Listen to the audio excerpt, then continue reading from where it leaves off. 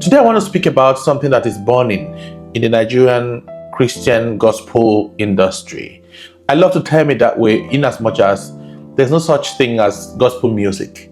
When you look at different genre of music, I think we created it with the rise of Pentecostalism and other denominations because we know that music in the church was embedded in the hymns.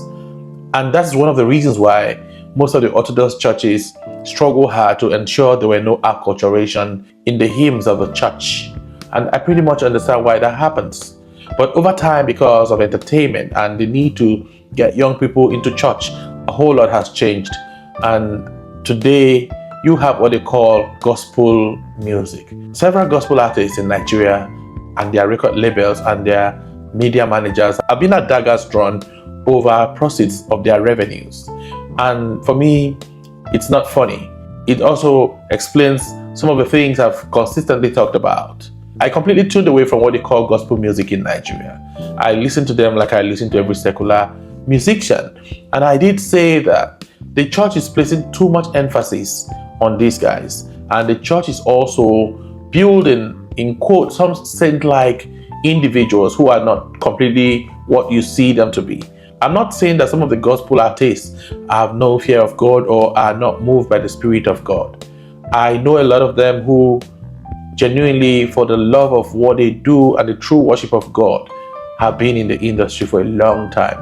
I know people like Chris Morgan and how they started from the scratch. Solomon Lange and others who have been consistent from the beginning. But in recent times, I realized it has become an all-comers affair.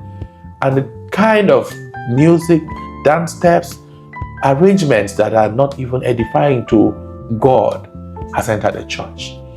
And the commercialization of what we call gospel music is the reason why we're seeing all the conflicts that these guys are getting into. I'm not saying that people shouldn't earn from their intellectual property, but I think the church is also not being honest. I believe that time has come when the church needs to democratize these things and remove the so much spirituality and fakeness of what we call holiness on gospel artists. I see no reasons why people like Flavor can't come into the church and perform. He's a great gospel artist when he sings. I see no reasons why African China and Orishefemi can't go into the church to sing. Because when they sing, they're also so lifting. Go listen to their gospel songs and you agree with me that their songs also move our souls. We have elevated mere mortals whose dark secrets we do not know to be saintly, and we want them to behave in some sort of manner that we admire and adore. And that is the problem the so-called gospel artists in Nigeria are having today. Look at how Samuel Oposo died. He died because all his life, he lived the life everyone looked up to.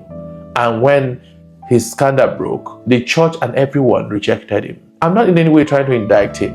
And I'm not saying that Samuel Oposo might be the only person who had such scandal. Others might be in the closet having their own issues. But because we have painted a kind of image about who should sing in our churches, they begin to live a life of lie. What about that woman that her husband was accused of causing what led to her end? I believe it was the same stigma that she believed she was going to face if she left her marriage that kept her where she was until she ended the way she did. So I see no reasons why the church will continue to unjustly judge people. The idea of gospel artists being seen and equating them to men of God and pastors is just falsehood. Completely falsehood. How else do we explain the fact that Chidima, who left secular music to go into what we call gospel music, will eventually be rejected? And her talent rather dwindled when she went to Christ, because that industry is filled with politics and some sort of power play. You explain to me why the likes of Chris Morgan, Jeremiah Gyang, Solomon Lange, and others don't enjoy the kind of patronage others enjoy, because where they come from traditionally works against them. This is how the gospel industry in Nigeria works. Sadly, we see all these anomalies in the house of God. So what then do we call gospel music? We created that name. We created the image of people whom we think should be in the house of God singing and people looking up to them. Anybody can sing to glorify God, and we must not, as mere mortals, dress them in the garb we expect others to see them in. And this is one of the biggest problems in Christendom today. Nigerian gospel artists are in the gutters, in the mud, fighting one another over money.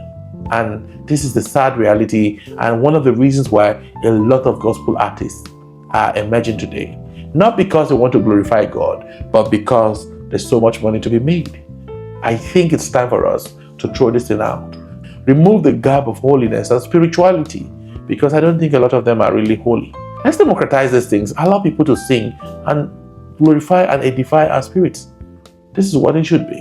When people like R. Kelly sings, you see how so lifting their songs could be, despite their challenges. And this is what I expect the church to do. The church is like a hospital, and whoever comes to sing should be seen as a patient. It doesn't take away the fact that every one of us is struggling with one challenge or the other. But elevating some persons as being so spiritual and holier than others, and are only fit to mount pulpits to sing in our churches, and their songs are worthy of airplay, is all smacks of hypocrisy. I love to read your comment on this issue, and I hope to see you in the next video.